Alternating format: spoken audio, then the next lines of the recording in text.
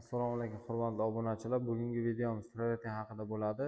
Ko'pchilik buni narxlarini so'rashgan ekan. 2026-yilda bu narxlar qanaqa bo'lyapti? Hozir birma-bir shu bilan tanishtirib o'tamiz.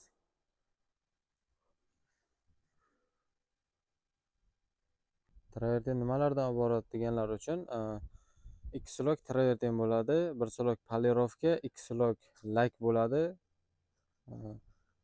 Issiqqa, sovuqqa chidamli bo'ladi. Ustidan yog'ingarchilik bo'lsa, suv yoki loy hamma narsaga chidaydi. Bemalol yuvib olsanglar bo'ladi.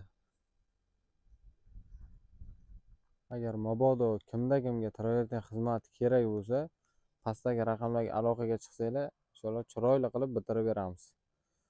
Xizmatimiz butun O'zbekiston bo'ylab.